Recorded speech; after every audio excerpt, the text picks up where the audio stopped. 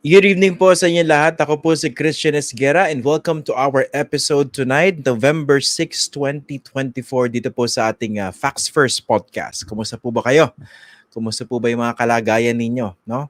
Meron po napakalaking news, very big political development uh, na nangyari dyan po sa United States. Yung pagkapanalo po muli ni dating Pangulong Donald Trump. No? Alam po natin, nanalo siya ng 2016 and then natalo siya ng 2020 na hindi niya matanggap. At ngayon, this has been described as a stunning political comeback by arguably, one of the most divisive political figures in history. Hindi lang na United States, si Donald Trump. So pag-uusapan natin yung impact nito, susuriin natin yung possibly yung punot dulo nito, bakit ba ganun yung naging choice ng mga Amerikano? Because if you see, Donald Trump won both the popular votes at saka of course itong electoral votes. As we speak, I think nasa 277 electoral votes yung nakuha na niya. So lampas-lampas na po doon sa record na 270. And of course, mauupo po siya sa January, muli dyan po sa White House at papalitan niya itong si Joe Biden. Nung tinitingnan ko po yung mga observations sa mga marami sa ating mga kababayan sa social media, ang mga nakikita ko po mga comments usually sinasabi, parang Pilipino rin pala bumoto itong mga Amerikano. No? Parang pareho lang pala tayo. Ganun ba talaga yung tamang pagtingin dyan? Or perhaps we're just scratching the surface? And of course, we'll also try to address in this discussion tonight how much of this Trump victory can also be attributed or blamed on the failings of the Democrats, led in this particular election by the candidacy of Vice President Kamala Harris. Okay? Ang makakasama po natin ngayong gabi ay isang historian. Nagtuturo po siya ng history. He's a professor of history dyan po sa Hong Kong Baptist University. Nag-guest na po natin siya dito before sa Facts First. So I'd like to welcome again to our program si Professor Joseph Scalise. Magandang gabi, Joseph, Professor. Magandang gabi, and Christian. thank you for joining us tonight sa Facts First. Kumusta? Mabuti naman. At kagaya ng lahat, medyo nagulat sa results. Pero ayan. Very active ka sa X kanina, nakita ko, no? You're very vocal about your views about this victory by Donald Trump. Pero eto muna, medyo ease in muna kita sa discussion natin. Baka nagtatanong yung iba, bakit nagtatagalog si Joseph Scalise? Konting background lang, alam ko, sinimulan din natin yung ating interview last time ng ganito. No? Bakit ba nagtatagalog si Joseph Scalise? Ang pinakasimpleng paliwanag ay historian ako ng Pilipinas at pinili ko yung career na yan dahil lumaki ako sa Maynila mula ng pagkabata. Kaya natuto magsalita ng Tagalog, nagkaroon ng interest ako sa kasaysayan ng Pilipinas at sa lipunan ng Pilipinas. At sa gayon, naging trabaho kong pagsaliksik ukol dito. Kaya yun, marunong ako magsalita ng Tagalog. Okay. Of course, yung pag-uusapan natin ngayon is better, of course, based on actual data. Although may mga nakita naman tayong lumabas ng mga exit polls kung saan malakas si Donald Trump tsaka si Kamala Harris. Diba? Yung basically yung white na with no college degrees na sweep yun ni Donald Trump. Pero sa akin, ayokong pag-usapan siya in isolation kasi dapat tinitingnan yan in the bigger scheme of things, no? Pero sa analysis mo, no, anong tingin mo? Bakit nakabalik itong si Donald Trump despite everything? Una, umpisa tayo sa kandidatura ni Donald Trump. He is in some ways a more abrasive, aggressive, even a worse candidate than he was previously. At nanalo. Kung saan siya natalo 4 years ago ni Biden, and kung saan nanalo siya in 2016 but just barely, nanalo siya ng electoral college vote pero natalo siya sa popular vote. Now, as an masasabi natin more openly fascist candidate, attacking immigrants, etc., lalong lumala ang kanyang rhetoric. Ngayon, nanalo siya. Bakit ganun? And of course, the analysis has only just started dahil nangyari lang. Harris has not yet issued her her acceptance speech. They're still counting the votes. Pero halatang nanalo siya, hindi lamang sa electoral college, kagaya ng sinabi ko, pero pati sa popular vote. He may win by as much as 6 million votes. Yun nga. So this is a more stunning victory compared to what he achieved in 2016. Dito malino na siya yung panalo, no? Where do you attribute that? Para sa akin, it's more a stunning defeat than it is a stunning victory. Defeat? Defeat for the Democrats. Defeat for Harris. I don't think na yung pagkapanalo ni Donald Trump represents immense popular enthusiasm for Donald Trump. Kung titingnan mo yung mga ibang bumoto kay Donald Trump, bumoto sila kay Donald Trump kahit hindi nila gustong kanyang ugali. May Dahil mga ayaw iba dyan nila. na siyempre, may mga iba dyan siyempre, mahal nila si Donald Trump, makakalata mo sa kanilang mga MAGA hat, etc. etc. Pero marami din sa bumoto kay Donald Trump, bumoto sila kay Donald Trump kahit halos hindi siya masikmura. So, hindi naman Bakit sa nga? nanalo siya dahil napaka-popular siya, kundi natalo talaga ang mga Democrats for reasons that made them very unpopular. Which are? In a candidacy, kung saan dapat talagang mananalo sila, they're running against one of the most abrasive and unlikable, kung sakana ng akin, unlikable human beings ever to run for president. Ayan. Pero So, diba ang may tanong, bakit sila natalo? Yan Yun para nga, sa bakit? akin ang tanong. Okay, so this is more to do with with the failings of the Democrats and not exactly with what Trump as a Republican achieved or gained. I think so. Kasi ang sasabihin in analysis, ang sinabi dati with the campaign between Trump and Clinton, ang sisisiin in the language of the Philippines is yung mga bobotante. Yeah. Sisisiin yung mga ordinaryong mamamayan na walang alam, walang alam sa politika, etc. At bumoto sila sa isang taong puro sinungaling at wala silang... It's always blamed on ignorance. In the United States, it's often blamed also on racism and sexism. At sasabihin nila, hindi sila bumoto kay Kamala Harris because she is a woman of color. Pero many of the states na bumoto kay Trump ngayon, bumoto kay Obama nung halalan ni Obama, nung tumakbo si Obama. So racism isn't a very good explanation. And sexism also, why are they voting for him? Because they're voting against a woman. There are senator mula sa mga estado na ito na babae, kongresista na babae, gobernador na babae, dito sa mga estado mismo na ito na bumoto kay Donald Trump. So hindi naman natin pwedeng sabihin bumoto sila kay Donald Trump dahil siya'y lalaki at ang kalaban niya ay babae. It needs a better reason than that. Para sa akin, the Harris campaign was one that almost aggressively lost support sa maraming paraan. Most importantly, by its support for Israel's genocide in Gaza. Kung titingnan natin is one of the critical states, the state of Michigan. The state of Michigan was a key support for Biden in 2020 and has long been a Democratic state. Pero it also has a very sizable Arab population, Arab American population.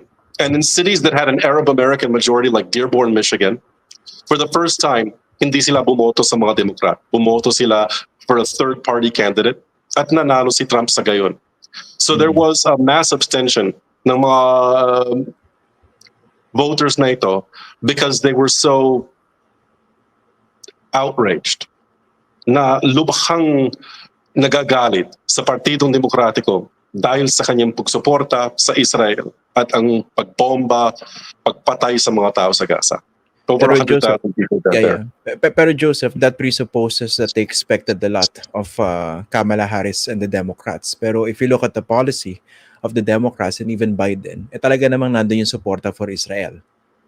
Na ganun din naman when it comes to Donald Trump. So, mas mabigat ang expectation nila sana, ganun ba? Kung si Kamala yung tatakbo?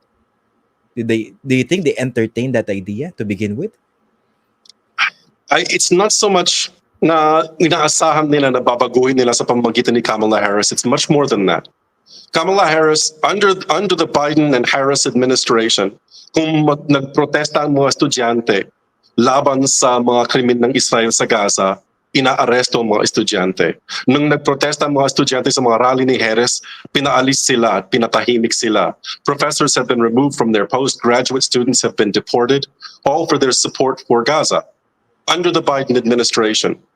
So hindi naman sa inaakara nitong mga taong to na pag bumoto sila kay Trump o pag hinayaan nilang manalo si Trump, magiging mas mabuti ang kalagayan ng mga tao sa Gaza, kundi hindi sila makaboto sa isang administrasyon na it's blood-soaked.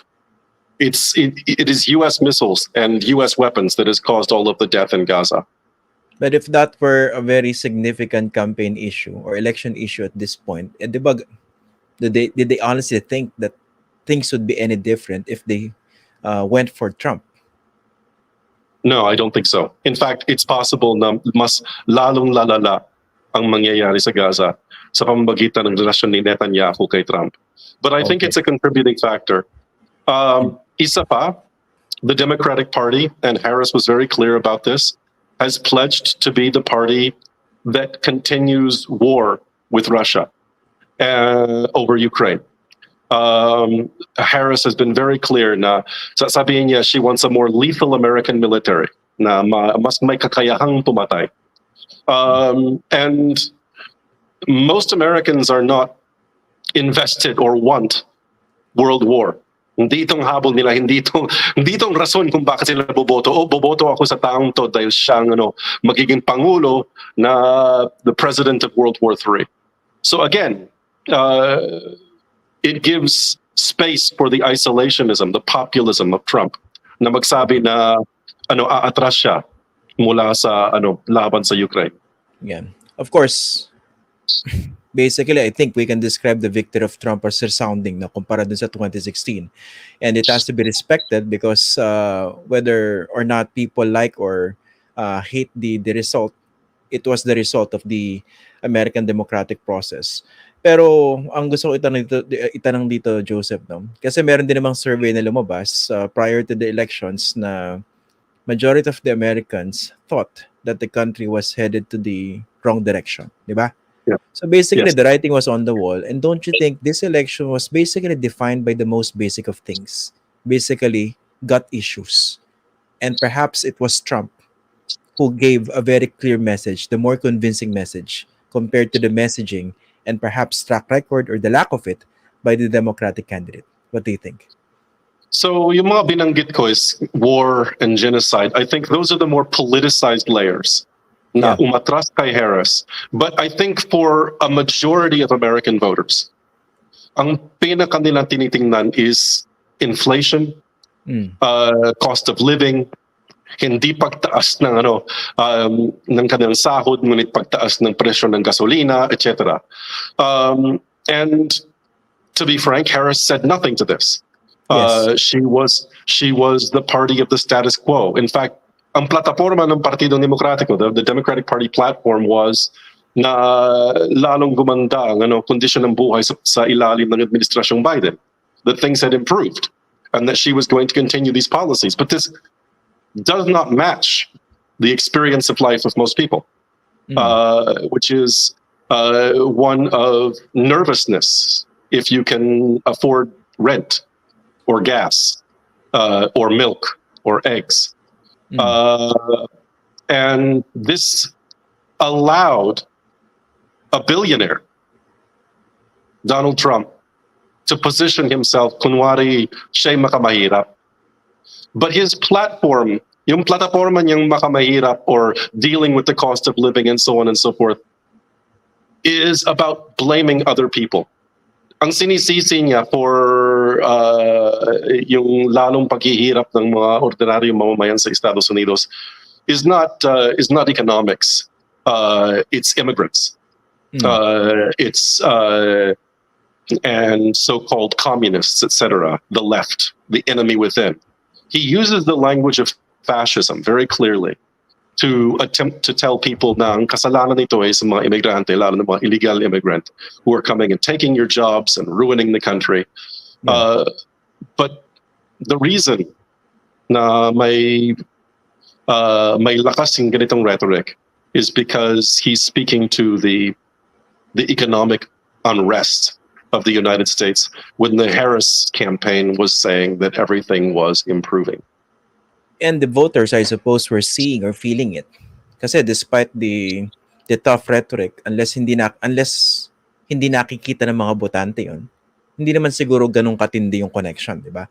Kasi I think the messaging of Trump was very clear, di ba? Sinabi niya, I will end inflation. Kahit hindi siya ganun ka-convincing for perhaps many of the voters. Pero sinabi, I will end inflation. Oh. Tapos, basically, he wanted to stop illegal immigration. Sinisisi nga niya dahil kinukuha yung mga trabaho ng mga Amerikano, kaya tumataas yung cost of living as you mentioned, kaya nahihirapan bumili ng bahay, di ba?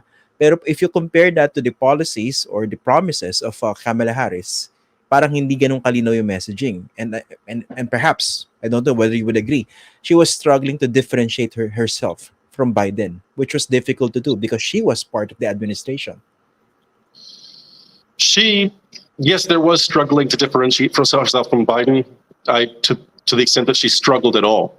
To some extent, her campaign was that she was the continuation of Biden. But her response to Trump's populist appeal wasn't to put forward a progressive program. She's going to raise taxes on the rich. She's going to increase social programs. She's going to cut military funding. Wala siyang sinabing ganyan. She's going to fund the military. Tapos, she attempted to appeal to Republicans. Sa pamamagitan ng pag-alyansa sa mga with Dick Cheney, Liz Cheney.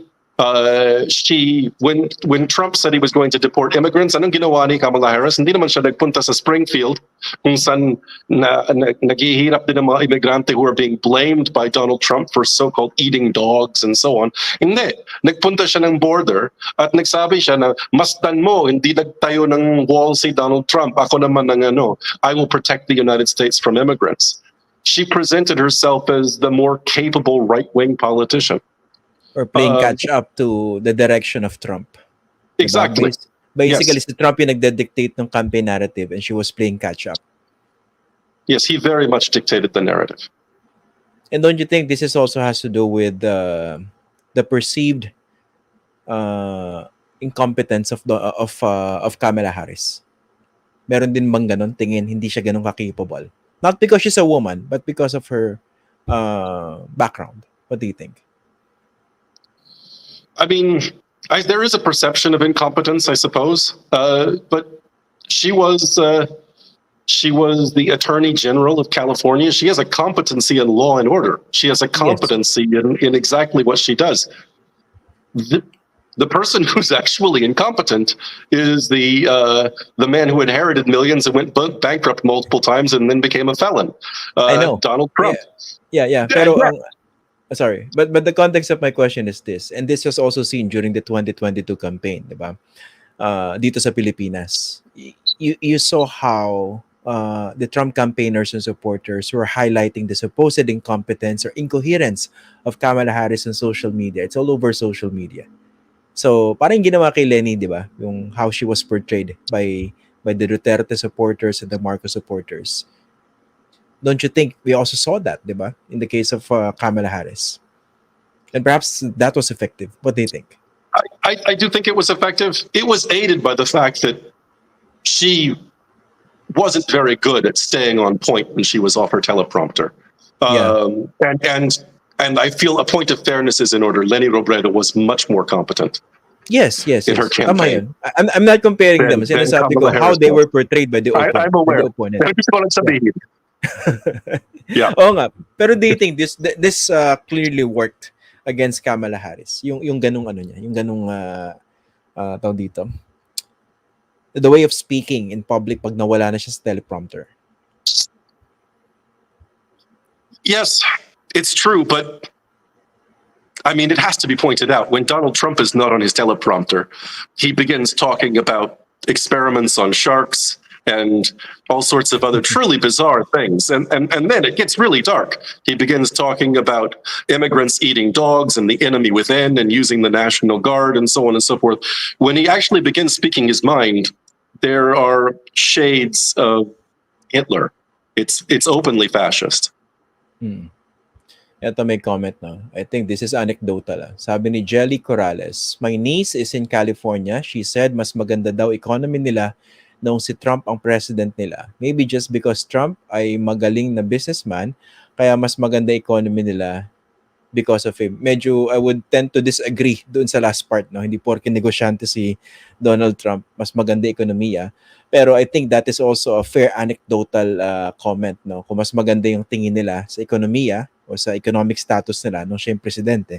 But of course, you also have to look at other factors because the COVID pandemic, at least 2 years, Yes. came under the Biden administration. Diba? Isa sa mga kailangan tandaan natin always in every election, maging sa Pilipinas, maging sa Estados Unidos, o kahit saan, pag binabanggit ang ekonomiya sa ilalim ng isang pangulo, I mean, it's the space of 4 to 6 years. The factors are not just the policies of the president. The factors are global capitalism and changes in the price of oil and things like the pandemic and so on and so forth. The difference between the Trump and the Biden administration's economic policies, in many ways, they were the same. Their policies were to try and ensure profits for businesses as much as possible. There's no difference there. It is the same. But it is certainly true that over the last 4 years, lumala ang mga kondisyon ng mga ordinaryong mamayan sa Estados Unidos at di lamang sa Estados Unidos, halos sa buong mundo because above all of the COVID pandemic. In this case, ano yung mga lessons na pwedeng matutuhan dito? For instance, sa mga Pilipino na nag-o-observe dito sa election. Of course, clearly, no, tanggalin na natin yung debate ng iba sa social media na bakit daw involved yung mga Pilipino doon sa, bakit daw very invested doon sa pananood ng US elections. Pwede natin pag-usapan yan, clearly apektado tayo, di ba? Pero in terms of lessons, because we also had our own experience with the populists, although I tend to disagree with those who portray Trump and Rodrigo Duterte as similar, no? But in terms of this experience, the comeback of Donald Trump, what are the lessons that can be drawn and can be applied perhaps in the Philippine context? Para sa akin, the most important lesson is the need for a break with the established parties. As the crisis of world capitalism has gotten worse, and it's been exacerbated by COVID, so too have the politics of these parties. They've become more and more openly reactionary. As an historian, I mean, we have seen this before. Fascism doesn't just come from the brain of an individual. It emerges out of conditions of economic crisis and social crisis. And we're seeing that today with populist political figures around the world. But paano ko baboto niyan? How do you vote in such conditions? Do you vote for the candidate of world war and genocide, or do you vote for the candidate of fascism? There's really no way out of such a dilemma other than another party. Ganun sa Pilipinas, the established parties have all proven their record of being parties of the status quo.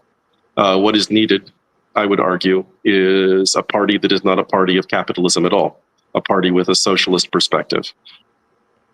Mm. And siguro, yun dun sa mga nagdodraw ng comparison between the US and the Filipino voting attitude or siguro candidates, siguro isa sa mga pwedeng ikumpara dito, this is a candidate who has won a second term pero non-consecutive despite being a convicted felon. Diba? I think November 26 ang kanyang sentencing. And I think he has at least 3 more cases. He's facing 3 more cases. Yung ganyan. Kasi we're talking here of institutions which are supposedly much, much stronger if you talk about American democracy. Pero how come you have someone like Trump who was convicted pero nanalo pa rin? And only God knows what would happen do sa mga cases na yan. Na siya na ngayon nasa White House uli, and they're in control of both houses of both the Senate and the House. What do you think? Very similar things have played out in Philippine politics as well, you know. Cases like this tend to disappear when the party is in power. I suspect very strongly that the cases against Trump will disappear. It's an open question whether what Trump's election means for the possible cases against Rodrigo Duterte. As for that matter, the cases against Bongbong Marcos, the Biden administration set aside a number of cases against Ferdinand Marcos Jr. in an attempt to woo his support for American interests in the South China Sea. What a Trump presidency will mean for that relationship is very much up in the air. Okay. Sige.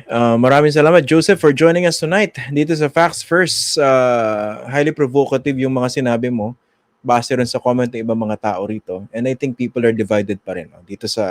dito sa issue na ito. Pero America has spoken. Well, thank you very much, Joseph, for joining us tonight dito Salamat, sa Facts Christian. First. My pleasure. Okay. Yan, si Joseph Scalise, isa na po siyang professor of history diyan po sa Hong Kong Baptist University. Ayan. Init ng ulo ng iba rito, no? Marami pa tayong mga pag-uusapan. Yan. Don't worry, relax lang kayo, no? Masihimayin pa natin yan. Kasi titingnan pa natin yung magiging impact nitong second Trump administration for Philippine interests, especially in the context of the West Philippine Sea. Especially in the case of China's bullying. Hindi lang growing assertiveness, talagang bullying ng China dito sa South China Sea. And I think during the first Trump administration, mas nakita natin yung mas malakas na pakikitungo ng US when it comes to dealing with China's aggression. And let's see how this will play out under second Trump administration. Pero yun nga, I tend to agree, no? Kasi hindi na naisip ko noong una dyan eh. Of course, we should also give the Trump campaign the benefit for this victory. Pero minsan mapapaisip tayo, no? Ganun siguro katindi yung issue ng sikmura, ekonomiya, ng inflation. So much so that majority of the Americans, and mind you, panalo sa popular vote din si Donald Trump, hindi lang sa electoral votes, para i-overlook yung fact na ang ihahalal nila ay isang convicted felon. 'Di ba? Nagbayad siya ng hush money para patahimikin ang isang porn star para hindi mag-ingay ng 2016 campaign. 'Di ba? Nagkaroon daw siya ng sexual encounter doon sa isang dating porn star at binigyan ng pera para tumahimik. Ayan. 'Di ba? Issue 'yon. Pero pag Pilipino ka kasi, ang isip mo, problema ba 'yun? Sa amin nga eh. Magnanakaw na eh. Nananalo pa eh. Sa amin nga eh. Ang tindi ng bahid ng korupsyon eh. Nare-re-elect pa eh. So, sa amin nga eh. Isang katutak yung issue ng korupsyon eh. Tumatakbo pa eh. For vindication daw eh. Diba? So tayo medyo, medyo parang commonplace na sa atin yun. Ha? Ilan ba yun? Hush money? Ano ba yun? Hindi issue sa atin yan eh. Which is unfortunate. Kasi ibig sabihin, napakababa ng standards natin. Pero pag nakausap yung mga Amerikano, hindi pala issue sa inyo pa nag-elect kayo ng isang convicted felon. Pero in the same vein, I think this victory of Donald Trump also has to do with the failings of the Democrats. Ayan. Unang-una, doon pa lang sa messaging, di ba? If you're watching the debates, and of course, the campaign messaging of the Harris campaign, well, hindi man ako eksperto rito, no? Hindi man ako political strategist, pero from my humble observation, mas incoherent yung message ng isa. Kung lalabanan mo isang populist na napakalinaw ng messaging over and over again at nabavalidate ng maraming mga Amerikano kahit papano dun sa kondisyon nila sa baba, talagang boboto sila doon sa mas maganda yung messaging. Diba? So, aabangan natin. Bukas, most likely, isa pa rin ito sa mga pag-uusapan natin. Okay. Doon sa mga nabibitin, baka iniisip, sabi ng iba rito, bakit hindi mo interviewin si Ben Shapiro at saka sina Charlie Kirk? Mapapanood nyo naman sila sa YouTube. Meron sila kanya-kanya mga programa. Dito sa YouTube pala. Tsaka sa TikTok, malakas din yung dalawang yan. Tatanong dito.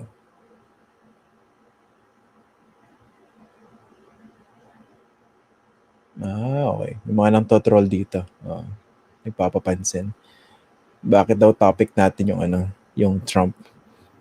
May nagpapapansin dito.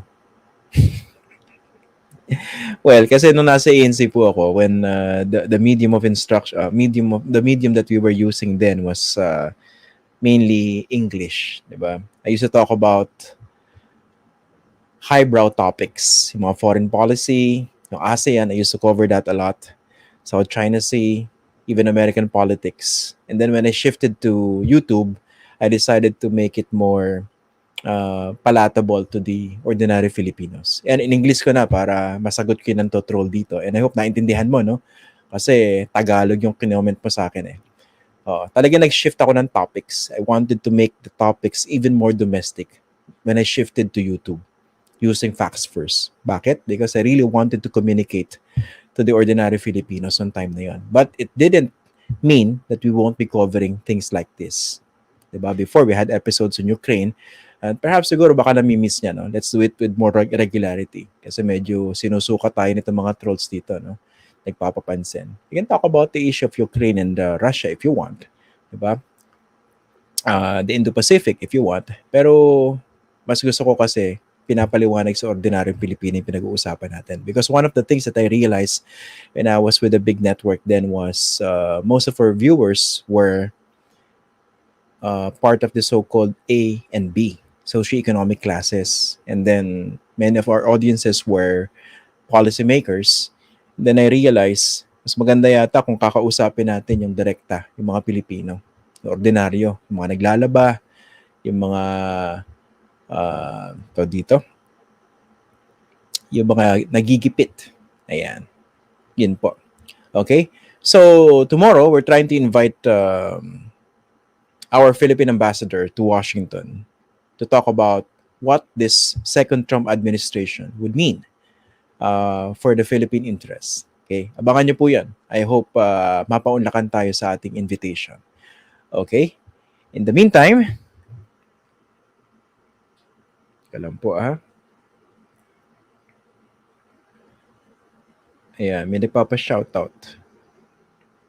Eto, hindi ko po nabati before, no?